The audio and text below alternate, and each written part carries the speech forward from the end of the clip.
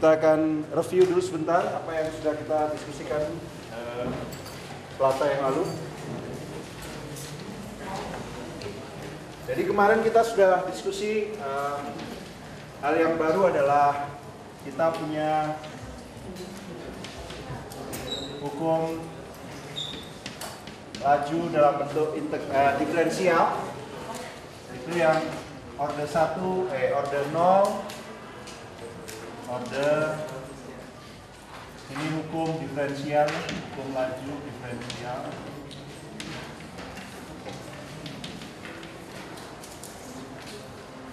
Yang bisa kita integralkan akhirnya hukum laju integral. Itu kemarin dalam bentuk A itu sama dengan A0 minus KT. Ya, sudah nggak harus hafal. Kalau saya sudah hafal karena bertahun-tahun saya belajar ini dasar. Kemudian grafis yang linearnya kemarin, kalau kita plot konsentrasi A terhadap T, rupanya seperti ini. Dan kemarin dapat T setengah itu sama dengan apa?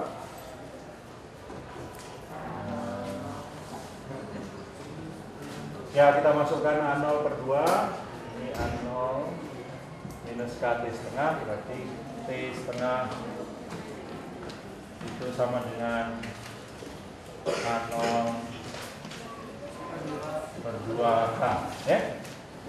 Seperti itu. Ya, saya juga nggak hafal sebetulnya, karena kadang-kadang ya lupa juga. Yang order 1 kita dapat dA dt K konsentrasi A. Integralnya adalah ln A0 per A sama dengan KT. Ada yang saudara lebih suka persamaannya adalah A0 E minus KT, sama saja.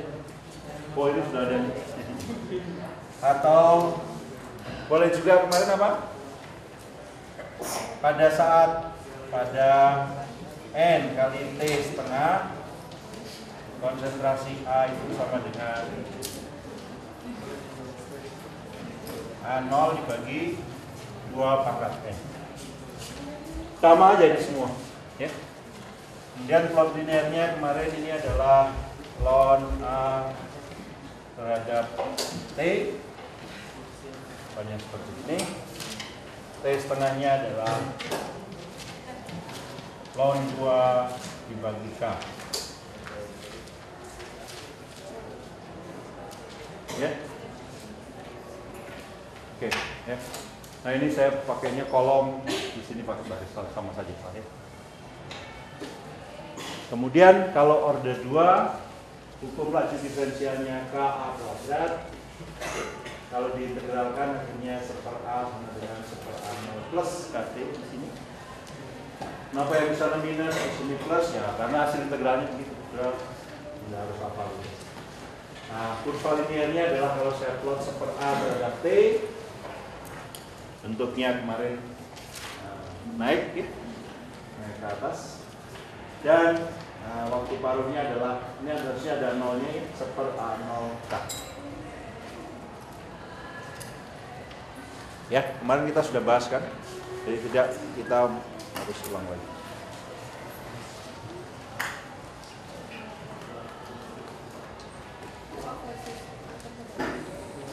Ada problem? Ya. Nah, hari ini kita akan diskusi pengaruh suhu, ya. Jadi kalau kemarin tuh kita diskusikan faktor konsentrasi, sekarang kita akan diskusi pengaruh suhu pada reaksi kimia.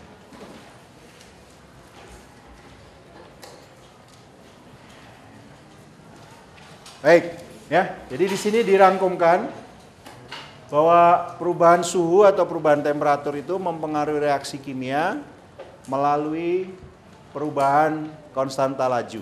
Jadi yang dipengaruhi pada reaksi kimia oleh perubahan suhu itu adalah tetapan lajunya, nilai K-nya itu. Dan bagaimana suhu berpengaruh itu dirangkum oleh persamaan Arrhenius, ya. Arrhenius ini adalah Arrhenius yang sama dengan sudah kenal di teori asam basa, ya. Jadi kalau orang nama familinya kadang-kadang sama tapi orangnya beda. Tapi kalau ini Arrhenius yang sama benar, ya. Savante Arrhenius atau namanya siapa ya? S-nya itu. Jadi kalau sebetulnya Arrhenius pertama sekali dikenal di kimia teori ionisasi itu, ya, bahwa asam atau elektrolit itu bisa mengion dan sebagainya. Pada waktu awal-awal dia mengemukakan teori ionisasi itu dia masih mahasiswa doktor. Nah, waktu itu belum ada lah, orang belum kenal masa zat bisa pecah-pecah ketika larut dalam air. Jadi doktornya nggak lulus-lulus karena semua dosen atau profesor tuh nggak mau ada yang menerima teori dia. Tapi belakangan malah dia dapat hadiah Nobel karena itu. Ya. Nah, teori Arrhenius itu dinyatakan oleh persamaan ini. Tetapan laju itu adalah ada tetapan P, tetapan Z kali eksponen minus EA per RT. Ya. P dan Z-nya itu sering disatukan dalam satu tetapan yang disebut dengan faktor frekuensi, ya. Kenapa nanti istilahnya faktor frekuensi? Nanti kita akan jelaskan, ya. Jadi secara ringkas pengaruh suhu pada tetapan reaksi itu dinyatakan dalam persamaan Arrhenius, ya.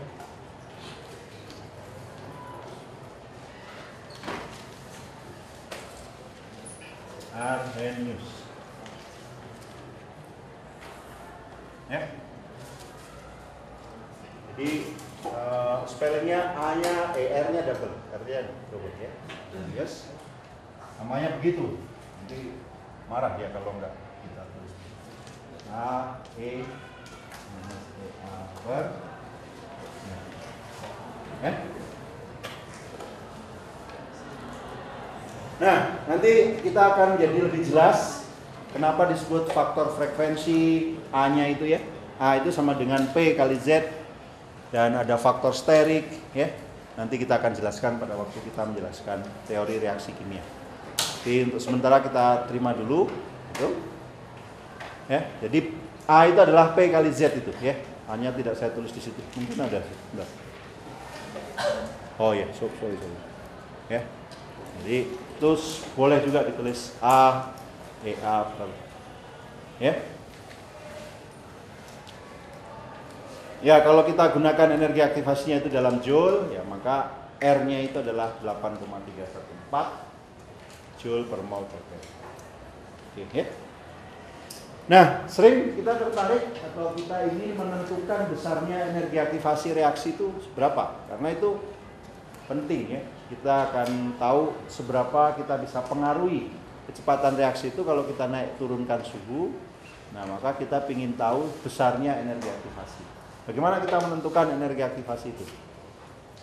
Ya, kita tentukan nilai K dari percobaan pada berbagai nilai suhu, ya kan?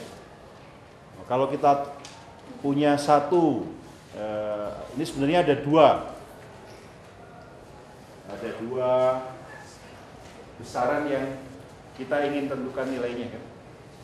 Maka minimal kita harus punya dua data pengamatan, ya. Jadi kalau sudah di matematik itu kan kalau ada dua variabel yang tidak diketahui, maka kita harus punya dua persamaan supaya menyelesaikannya. Nggak mungkin kurang dari itu, ya. Jadi kalau sekian banyak variabel yang ingin kita tahu, ya sekian banyak persamaan yang harus dicari, ya. Nah, jadi bisa kalau kita punya banyak data, ya kita buat plot ln K terhadap suhu misalnya. Ini kan plot linear kan? Kalau saya buat persamaannya menjadi seperti ini, jadi persamaan itu saya ubah menjadi dalam bentuk logaritmanya, jadinya seperti itu. Plot apa terhadap apa itu akan menjadi linear, dan energi aktivasinya bagaimana kita dapatkan?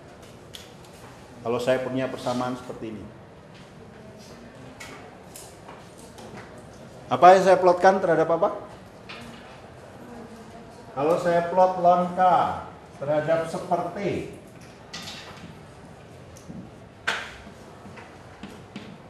ya kan? Linear kan mestinya. Titik potong terhadap sumbu ln K-nya apa?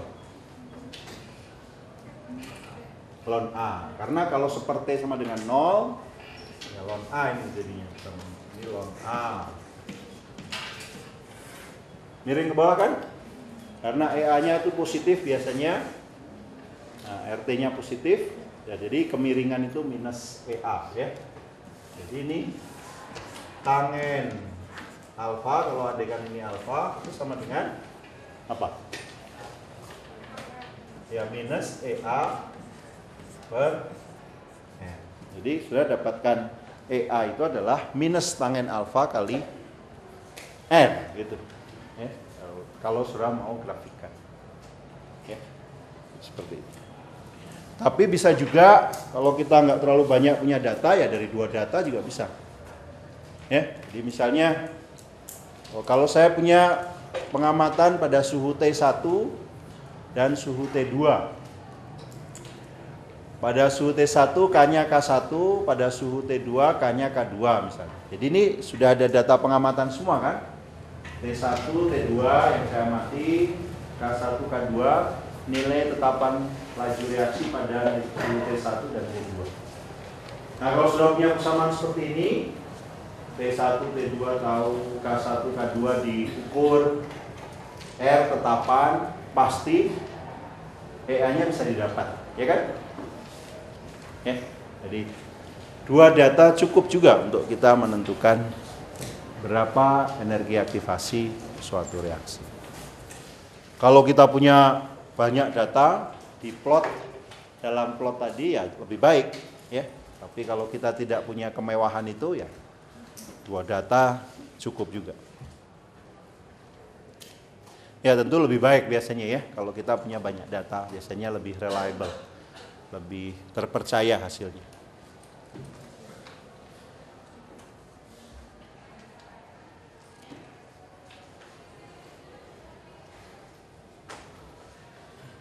Ada pertanyaan dulu sampai sini? Ya, jadi itu sudah menentukan energi aktivasi melalui pengukuran tetapan laju pada minimal 2 suhu, ya, minimal 2 suhu yang berbeda. Nanti sudah dapat tetapan lajunya. Dapat energi aktivasinya. Baik. Nah, bagaimana tadi itu kita jelaskan ada faktor tumbukan, ada ada faktor tumbukan, ada faktor frekuensi dan sebagainya. Nah, itu kita jelaskan dan kita juga bisa menjelaskan kemarin kenapa sih laju reaksi kimia itu bergantung konsentrasi, rata-rata ada yang order 1, order 2 dan seterusnya. Walaupun ada yang tidak bergantung konsentrasi, yang order 0. Nah, itu semua kita jelaskan melalui apa yang disebut dengan teori reaksi kimia, ya, teori reaksi kimia. Dan teori reaksi kimia itu secara garis besar ada 2 teori utama, ya. Yaitu apa yang disebut dengan teori tumbukan, ya, dan teori keadaan transisi. Ya. Jadi teori tumbukan ya secara umum menceritakan supaya reaksi itu terjadi ya ada tabrakan atau tumbukan antar molekul-molekul reaksi, ya. Berapa besar atau berapa sering dia bertumbukan. Nah, kemudian nanti ada faktor koreksi, ya, ada faktor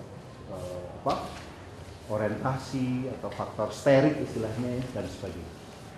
Terus yang kedua ada teori keadaan transisi yang secara spesifik itu membicarakan tentang bagaimana perubahan molekul sesaat pada saat terjadinya tumbukan itu, ya. Jadi kalau teori tumbukan secara umum tumbukannya berapa sering dan sebagainya, saat-saat kritis di mana tumbukan terjadi dan terbentuk zat baru itu disebut teori keadaan transisi, ya. Itu ada secara khusus itu. Jadi seperti biasa sebetulnya di kimia itu teori kadang-kadang seolah-olah ada 2 tapi sebenarnya saling melengkapi juga, ya, saling melengkapi, atau yang satu sebetulnya perkembangan dari yang sebelumnya yang tidak bisa menjelaskan.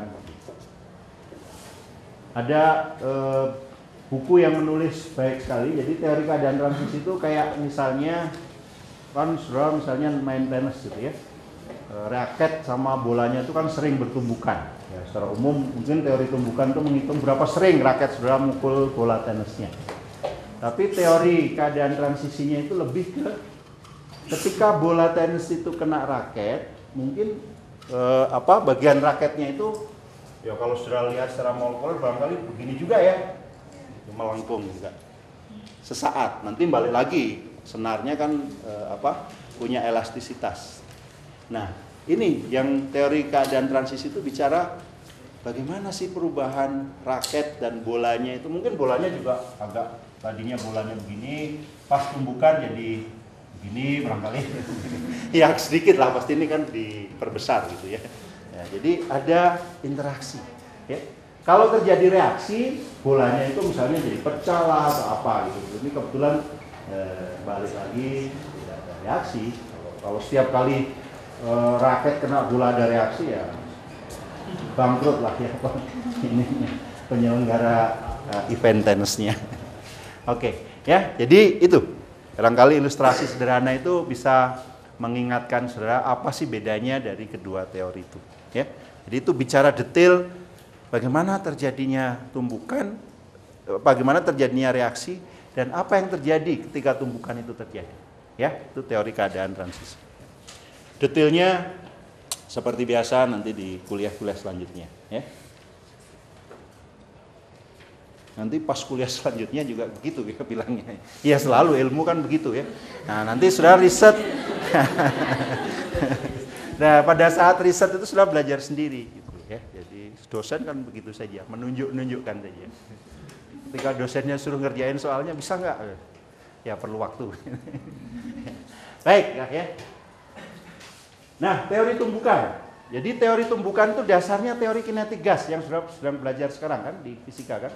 Jadi saya tidak akan turunkan karena saya sudah percayakan fisika untuk menurunkan berapa frekuensi tumbukan kalau molekul-molekul gas itu ada di wadah tertentu dan seterusnya. Ya, jadi nggak ada gunanya lah di sana diturunkan, di sini turunkan lagi, gitu nanti capek. Jadi kita pakai saja, sudah baca itu apa yang diberikan di fisika. Jadi agar terjadi tumbukan, partikel reaksi itu harus saling bertumbukan. Agar terjadi reaksi maksud saya. Agar terjadi reaksi, partikel reaktan itu harus saling bertumbukan. Nah, menurut teori kinetik gas, jumlah tumbukan per liter campuran itu bisa mencapai 10⁻27 per detik. Ya.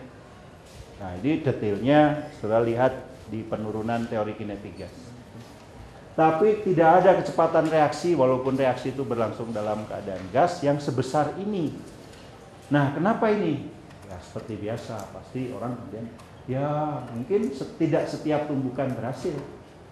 Harus ada faktor penentu yang oh ini berhasil dan ini enggak. Ya, jadi reaksi kimia juga demikian.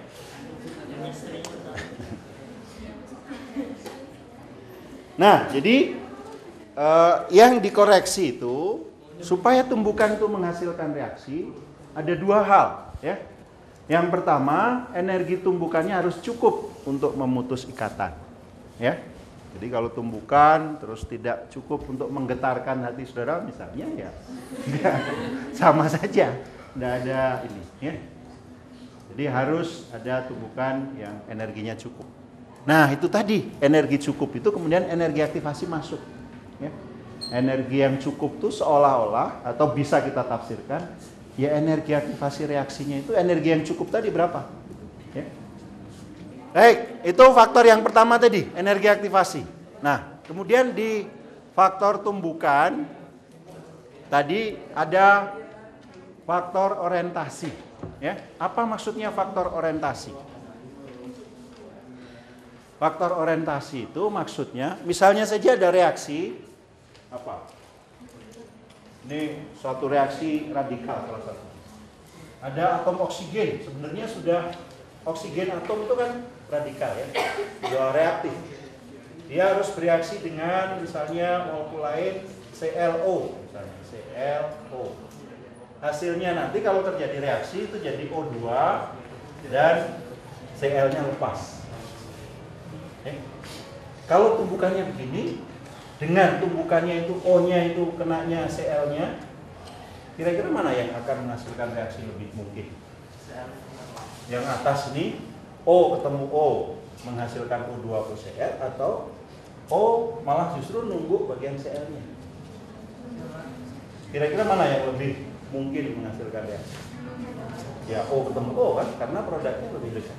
Jadi orientasi sangat penting dalam tumbukan. Sama dengan sudah ditumbuk muka dengan belakang, mungkin reaksinya beda, ya kan? Kalau muka marah misalnya atau senang, kalau tumbuk kan misalnya senggolan tangan dengan tangan, ya mungkin reaksinya kurang terlalu gitu ya, dibanding misalnya mukanya ditumbuk.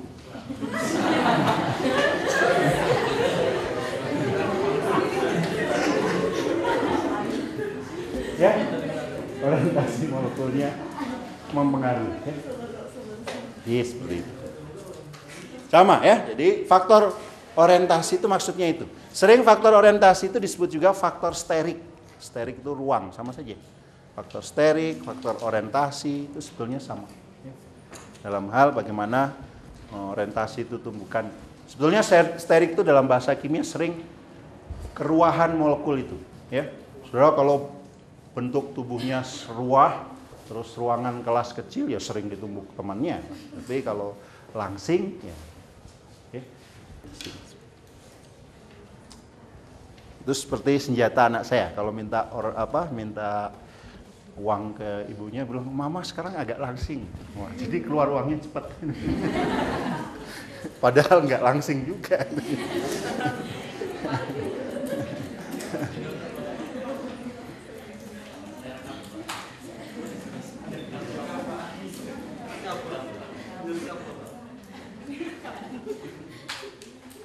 Baik, nah ini tadi yang saya katakan ya. Kalau teori tumbukan itu cerita tentang tumbukan secara umum, reaksi itu terjadi. Kemudian yang kedua itu teori keadaan transisi, itu seperti yang saya katakan tadi, mirip ketika raket dengan pola tenis bertumbukan tadi. Nah, jadi intinya di sini ini terjadi perubahan energi potensial, sebagian menjadi energi kinetik. Ya. Energi potensial apa? Ya kalau dalam molekul itu energi ikatan antar atom-atom itu sebetulnya energi potensial. Ya, sebagian berubah menjadi energi kinetik, nanti putus ikatannya mungkin, ada yang bentuk ikatan baru, ya. Ya. Jadi energi potensialnya bukan potensial gravitasi seperti sudah di fisika itu. Tapi kalau di molekul itu energi potensial ikatan. Enggak ada gravitasi antar molekul, ada, tapi terlalu kecil dibandingkan energi ikatan listrik, ya. Interaksi kovalen, interaksi listrik antar muatan atau antar atom, ya. Jadi itu tidak penting lah kalau di kimia, energi gravitasi. Ya. Jadi itu yang akan kita bicarakan. Ya, jadi intinya seperti itu.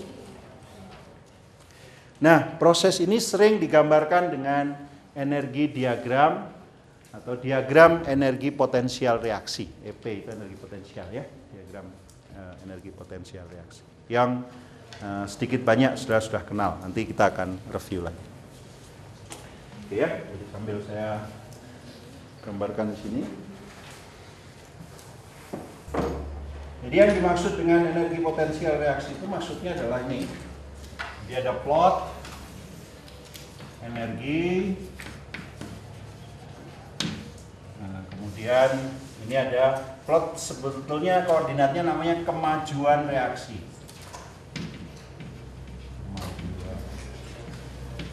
Jadi maksudnya ini dari pereaksi. Ini misalnya energi pereaksinya di sini.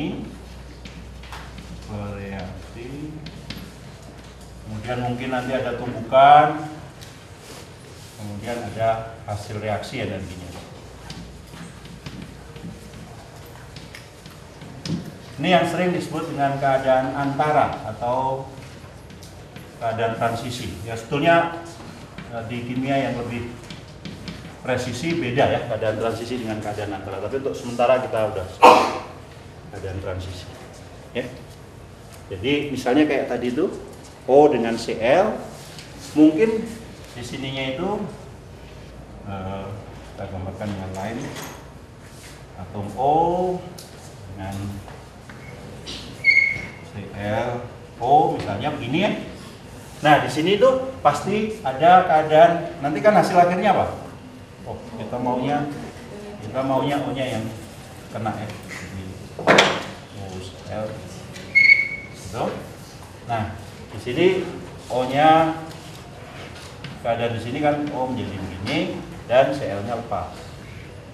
Ya. Jadi di sini pasti ada interaksi begini misalnya. Ya. O dan O-nya sudah mulai terjadi ikatan, O dan Cl-nya sudah mulai lepas sedikit. Ya, jadi ini keadaan antaranya atau keadaan transisinya. Nah, energi ini yang disebut dengan energi aktivasi tadi. Ya. Ini sebesar ini disebut energi aktivasi.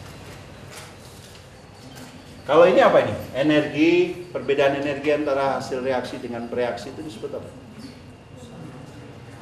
Pak, ya kalau ini entalpi, ya entalpi reaksi.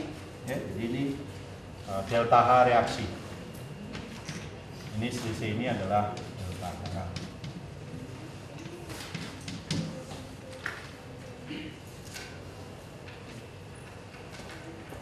Reaksi eksoterm atau endoterm kalau seperti ini?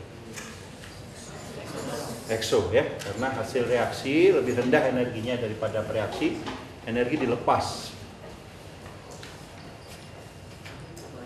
Nah, boleh proses sebaliknya juga dipandang seperti ini. Hasil reaksi itu bisa saling bereaksi, menghasilkan bereaksi. Tapi energi aktivasinya lebih besar atau lebih kecil kalau reaksi eksoterm seperti ini? Lebih besar, jadi dia harus naik energi aktivasi yang lebih besar. Ya. Nah, semua reaksi kimia itu pasti ada energi aktivasinya. Ya. Sama dengan perjuangan hidup, nggak ada orang yang hidupnya itu nggak perjuangan terus hasilnya ada. Kalau orang Inggris nyebutnya kan no free lunch, nggak ada makan siang yang gratis. Kalau ada itu biasanya ya terus habis itu ada jebakan tikusnya gitu ya. Jadi ada kan kita sengaja ya memberi jebakan tikus itu, ada enak lah keju segala macam, tapi dijepret habis itu. Makan siang bagi tikusnya itu gratis tuh. Tapi habis itu dijepret. Jadi kalau sudah ada sesuatu ini, wah kayaknya ini enak sekali nih ya, gratis. Nggak usah belajar kimia tiba-tiba dapat A. Padahal ada jepretannya depannya gitu. Nanti sudah dapat. Ya, jadi selalu harus ada perjuangannya di apa saja itu. Ya, jadi ini yang dimaksud dengan energi potensial reaksi, dan detailnya seperti ini bisa dihitung sekarang. Ya, jadi komputer kemajuannya sangat pesat dan teori-teori kuantum ya. Saudara belajar di semester 1 atom itu secara kuantum bisa dihitung energinya dan sebagainya. Molekul sekarang juga sudah bisa. Okay. Nah itu bisa. Molekul ini saya coba tumbuhkan dengan molekul ini. Bagaimana diagram energi potensialnya? Nah itu dari situ orang memperkirakan reaksi-reaksi kimia. Ya. Selain data-data percobaan, orang juga sudah bisa hitung sekarang. Ya, berapa energi aktivasinya dan seterusnya. Oke. Kemudian ya. Ini tadi sudah kita lihat diagram energi potensial menunjukkan energi yang diperlukan atau dihasilkan reaksi itu berlangsung. Kalau ini dihasilkan karena lebih rendah. Kalau andaikan energi dari produknya itu di sini misalnya, berarti diperlukan kan? Karena energi reaksi lebih rendah daripada energi hasil reaksi. Ya, jadi bisa saja kondisinya seperti ini. Ini reaksi, ini hasil reaksi. Berarti endoterm, ya, lebih besar energi lebih besar. Hasil reaksi dan hasil. Andaikan ini reaksi lain ya, ini hasil reaksi di sini, maka ini endoterm delta H positif, bisa. Kemudian yaitu tadi menginformasikan apakah reaksi eksoterm atau endoterm. menginformasikan apakah reaksi berlangsung satu tahap atau beberapa tahap. Jadi kalau ini satu tahap karena keadaan transisinya satu. Kalau keadaan transisinya lebih dari satu ya bisa di sini digambarkan misalnya begini. Ya. Oh, setelah satu keadaan transisi bereaksi lagi menjadi keadaan transisi yang lain. Nanti tidak akan kita bahas lagi. Jadi bisa saja keadaan transisinya itu lebih dari satu puncak gitu ya. Juga menunjukkan tahap mana yang paling lambat. Nah, ini nanti penting ketika kita bicara mekanisme reaksi. Tahap paling lambat itu biasanya tahap yang energi aktivasinya paling besar. Ya. Jadi seperti saudara kuliah, ada mata kuliah yang sukar sekali, misalnya itu berarti tahap lambat. Ya, saudara harus bekerja lebih banyak, energi aktivasi saudara untuk lulus mata kuliah itu lebih besar. Kalau kimia dasar mah nggak usah pakai energi aktivasi lulus misalnya, itu berarti mudah, ya, bukan reaksi yang lambat. Kadang-kadang joknya kalau mahasiswa ITB, lamanya itu justru nyari teman untuk pergi ke Sabuga wisuda. Nah, itu berarti misalnya ya berarti itu energi aktivasi yang besar. Kuliahnya mah gampang semua, tapi yang nyari teman untuk pergi wisuda itu masa wisuda sendiri. Jadi ya nggak apa-apa, ya itu berarti energi aktivasinya yang paling besar. Ya.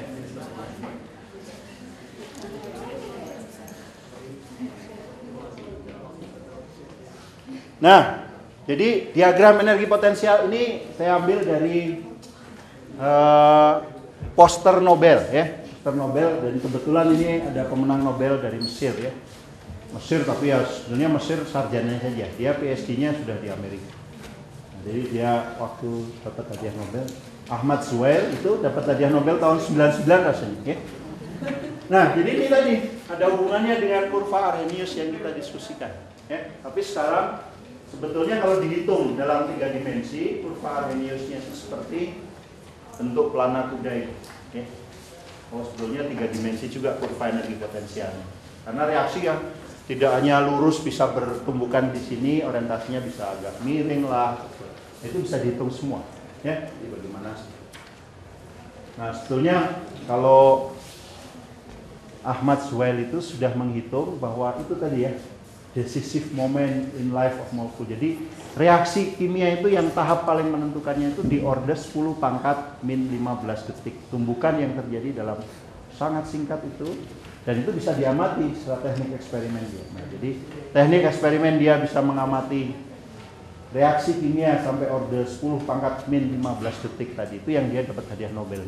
Ya. Jadi dengan teknik eksperimen bisa kita amati reaksi yang sangat cepat.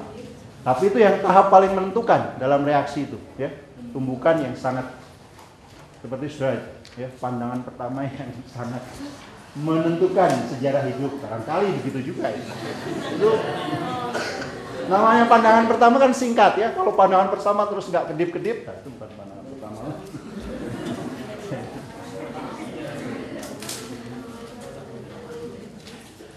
Oke, ya. Jadi ini ada hubungannya dengan Arrhenius yang saya sebut tadi. Ini Arrhenius dan sama itu kaitannya dengan yang didapat hadiah Nobel. Ada pertanyaan dulu. Ini dari teori reaksi kimia yang saya ceritakan sangat kualitatif sekali. Kalau sudah tertarik kuantitatifnya seperti apa ada, di kimia ada. Tapi ya. Kalau molekulnya yang tumbukannya Pak, atom-atom itu berbeda semuanya Pak. Gimana orientasinya? Berbeda orientasinya. Jadi misalnya atomnya tuh beda-beda Pak. Nggak semuanya O dengan O, tapi NO, Cl gitu. Orientasinya kayak gimana Pak? Ya. Oke, jadi mungkin saya akan jawab, tapi nanti sudah kalau misalnya masih jawaban saya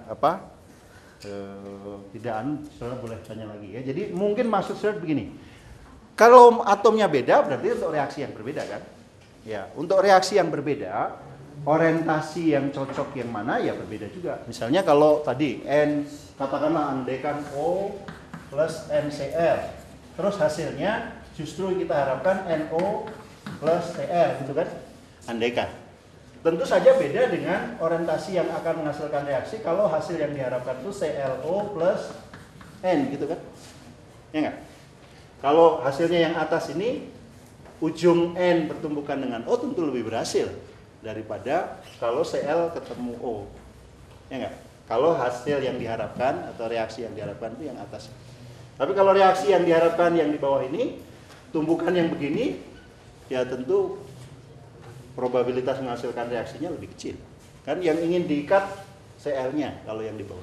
Jadi tergantung reaksinya apa. Ya.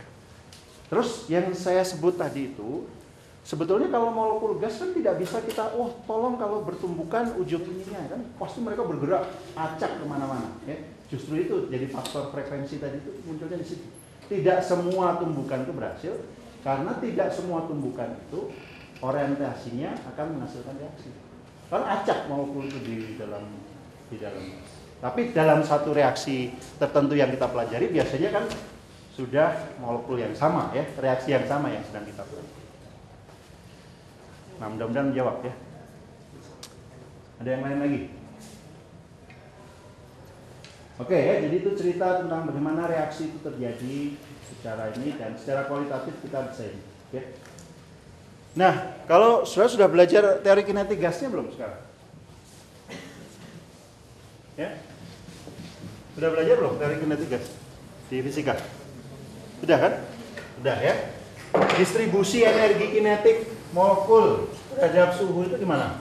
Kalau saya gambarkan ini energi molekul, ini fraksi ya. Fraksi molekul dengan energi tertentu. Distribusinya seperti apa?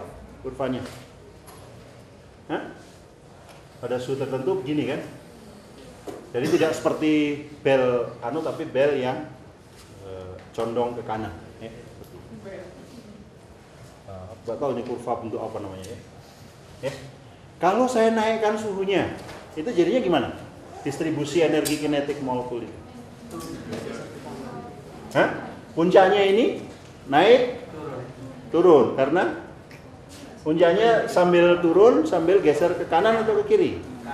Kanan ya. Jadi kalau saya naikkan suhu itu biasanya ini kan. Nah, jadi secara kualitatif tadi kita bisa juga jelaskan. Kalau andaikan supaya terjadi reaksi kimia itu diperlukan molekul-molekul dengan energi yang garis merah ini. Pada suhu T1 yang lebih rendah daripada T2, bagaimana jumlah molekul yang memenuhi syarat tadi itu? T1 itu lebih kecil dari T2. Kan kalau pada suhu T1 yang memenuhi syarat terjadinya reaksi hanya segini, ya kan? Kalau pada suhu yang lebih tinggi, ya lebih besar.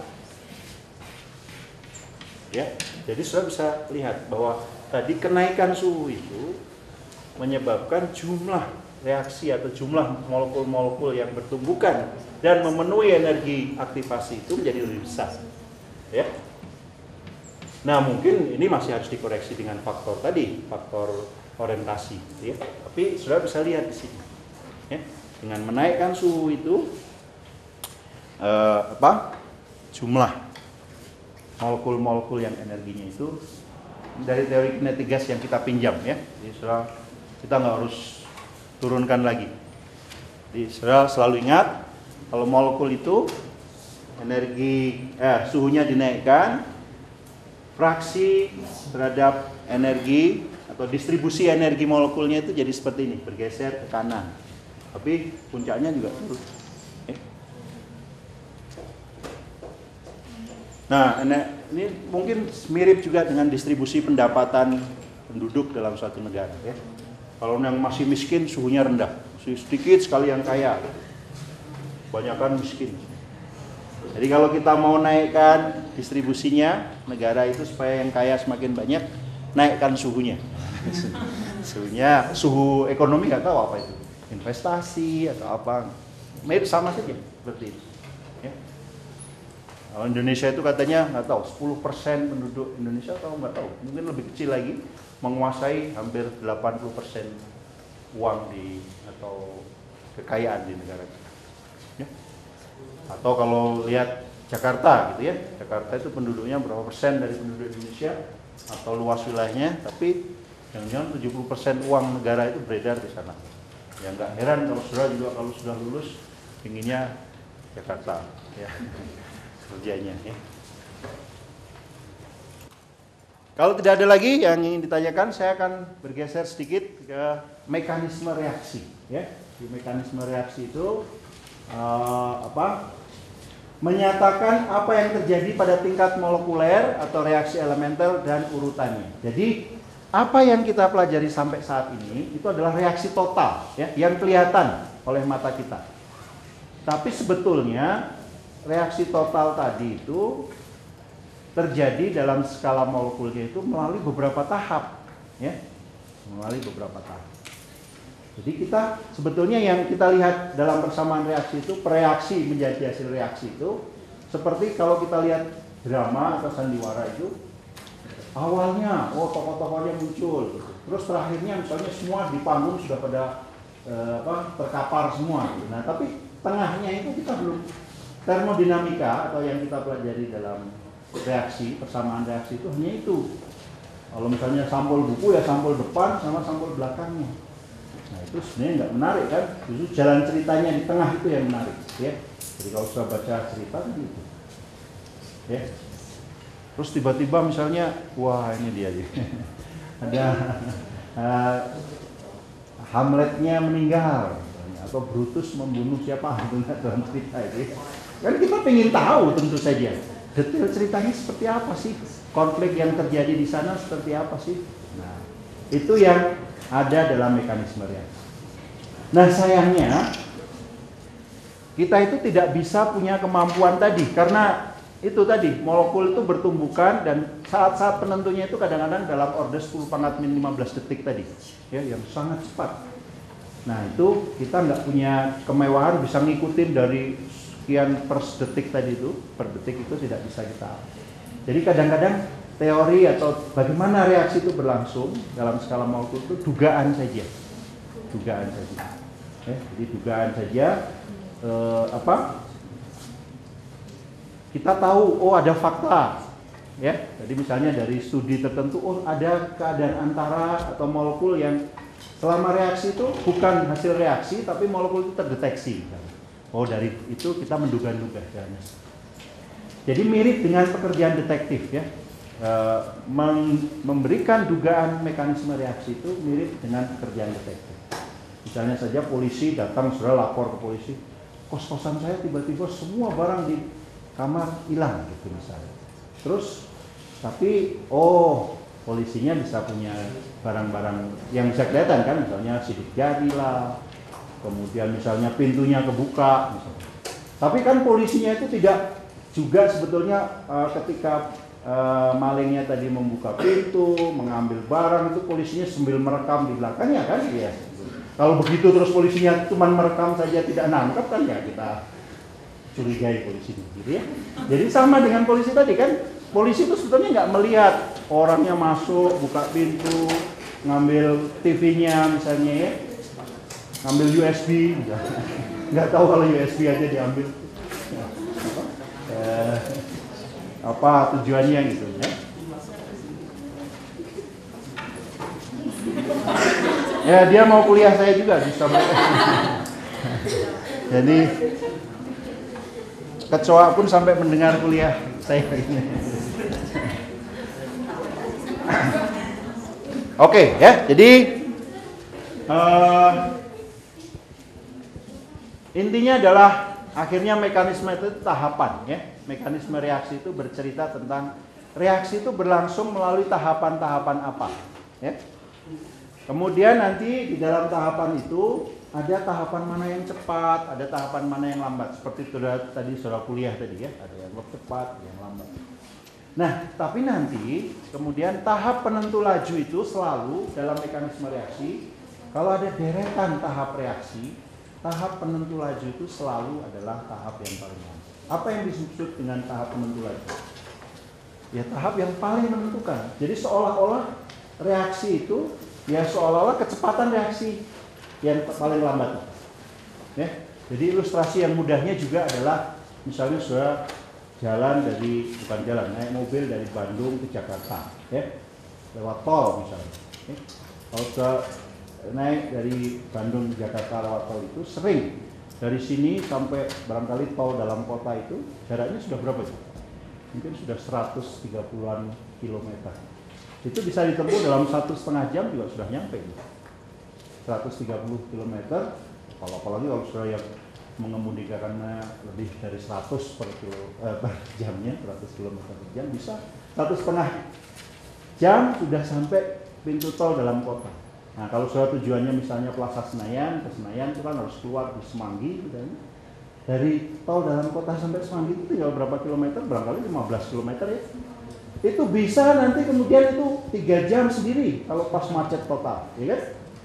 Jadi coba saudara bayangkan, 130 km itu saudara bisa selesaikan dalam 1,5 jam, tapi yang 15 km 3 jam. Ya. Jadi seolah-olah 145 km itu kan sama aja dengan kecepatan di sini kan? Nggak akan jauh beda gitu. Ini berapa nih kecepatannya ini? Kalau sudah hitung rata-rata total jadi 145 km dalam 4,5 jam. Kira-kira berapa itu? Nah, kalau 3 misalnya kita anggap ini 5, sekitar 30 gitu lah ya.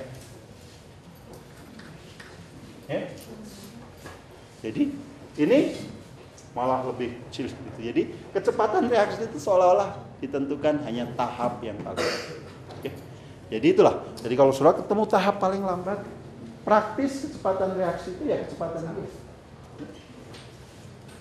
Kan kita nggak bisa tiba-tiba di Bandung, oh saya mau pakai yang kecepatan atas saja untuk sampai Senayan. Yang lewat mana? Kalau sudah sampai pintu tol dalam kota ya nggak bisa keluar kemana-mana gitu. Ya harus lewat jalan tol dalam kota itu, harus dilewati juga. Ya. Atau seperti ini, ya. Misalnya sudah punya pipa atau sungai yang besar sekali, gitu ya. Terus tiba-tiba ada pipa gini, ya. Oh ini air dari Bogor banjir gitu, ya. Terus tiba-tiba harus melalui sungai yang kecil ini, gitu. Ya, pasti kecepatan air lewat itu ya pasti ditentukan oleh tahap ini yang paling lambat ini, ya kan? Sesuatu apa istilahnya lubang botol ya. Ya, di kecepatan yang paling lambat itu yang menentukan. Oke, ya. Jadi kemudian yang paling terakhir, reaksi-reaksi elementer itu harus dijumlahkan sama dengan reaksi total, reaksi stokiometrinya itu. Nah, ini yang mungkin saya akan berikan ilustrasi lah. Tapi sebelum itu, nah ini yang kemarin bedanya dengan kemarin di reaksi total dengan reaksi elementer. Sekali lagi, reaksi elementer itu adalah reaksi yang muncul dalam mekanisme reaksi. Ya. Jadi reaksi elementer itu reaksi yang muncul dalam mekanisme reaksi. Jadi mekanisme reaksi itu deretan tahap. Ini harus bereaksi dengan ini dulu, baru nanti menghasilkan reaksi yang lain dan seterusnya. Nah, kalau untuk reaksi total, kita itu tidak boleh orde itu dari stokiometri, tapi kalau untuk reaksi elementer boleh. Dan memang, ya, untuk reaksi elementer, orde untuk setiap reaksi itu sama dengan stokiometrinya, koefisien stokiometrinya. Jadi kalau ada reaksi A menjadi produk, reaksinya elementer, langsung lajunya itu K kali konsentrasi. Hanya untuk reaksi elementer ya, tidak boleh untuk reaksi total. A bertemu A menjadi produk A kuadrat, A bertemu B A kali B dan seterusnya. Ya. Jadi kalau untuk reaksi elementer boleh laju itu atau orde terhadap reaksi itu sama dengan koefisien stokiometri. Nah, ada istilah kemolekulan ya. Kalau reaksi itu A tidak ketemu siapa-siapa berhasil menjadikan produk tertentu dalam reaksi elementer. Maka reaksi itu disebut satu molekul sendirian bereaksi. Kok bisa begitu ya? Misalnya reaksinya tidak stabil ya. Suatu zat yang tidak stabil terus ya dengan sendirinya dia pecah misalnya menghasilkan dua patahan atau dua pecahan gitu ya misalnya. Nah, itu bisa terjadi. A ketemu molekul A yang lain ya, bertumbukan menghasilkan molekul yang lain lagi bisa. Ya, dan seterusnya ya. Nah, kalau dua molekul disebut bimolekul, bimolekular. Reaksi elementer itu bimolekular. Memang istilah aja. Kalau 3 termolekular ya. 4 mungkin enggak? ya jarang lah ya, 4 sekaligus ketemu dalam satu titik. Termolekular juga sudah jarang. Jadi sebetulnya 3 pihak ketemu dalam satu waktu sekali, bertabrakan dalam satu waktu tertentu itu sangat jarang di alam itu sangat jarang ya. 3 partikel ketemu sekaligus bertabrakan itu sangat jarang. Ini sudah sangat jarang. Ya, apalagi lebih dari itu. Jadi yang sering itu adalah unimolekul, bimolekul. Ya. Jadi itu sebetulnya juga sudah memberi pelajaran kepada kita. Jangan lebih dari 2 lah ya. Orang itu berhubungan. Jadi, segitiga lebih susah itu manage-nya daripada kalau hubungannya linear 2 orang. Ya. Apalagi mau 4 gitu ya. Dan jadi susah lagi itu pasti. Susah ketemunya ya.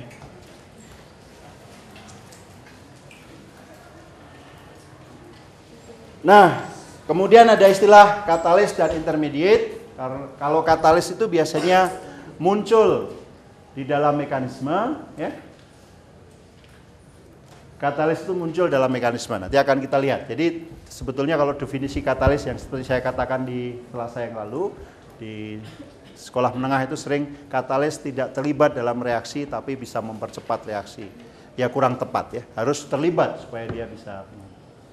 Jadi biasanya katalis itu diperlukan di tahap-tahap awal, tapi nanti di tahap akhir dihasilkan lagi persis sama. Nanti dalam mekanisme kelihatan. Kalau intermediate bagaimana? Kalau intermediate adalah ya di awal nggak ada, di akhir nggak ada, hanya muncul di tengah dalam mekanisme itu, ya, gitu kan? Intermediate itu hanya muncul di tengah dalam mekanisme. Seperti ini tadi nih kan, OCl itu yang berhubungan 3-3-nya terikat, itu kan nggak ada di produk maupun di reaksi, ya. Oke, jadi itu beberapa istilah. Oke, ya, jadi kita beri contoh sekarang. Jadi tadi ini terlalu banyak cerita, lebih bagus ceritanya itu real ya, contoh. Jadi ini adalah mekanisme yang diusulkan untuk reaksi dekomposisi H2O2 ya, peroksida. Jadi ada 2 tahap. Jadi masing-masing reaksi elementer tuh. Tahap 1 itu reaksi elementernya, tahap 2 reaksi elementernya. Ya. Nah, kemudian sudah diminta apa nih? Mana tahap penentu laju? Selalu sudah cari paling lambat, karena tahap yang paling lambat itu tahap yang menentukan. Jadi nomor 1 atau reaksi 1 itu adalah tahap penentu. Adakah intermediate-nya? IO intermediate, ya IO adalah intermediate karena dihasilkan di awal reaksi, bukan reaksi juga bukan hasil reaksi, dihasilkan di sini dipakai di sini. Oke.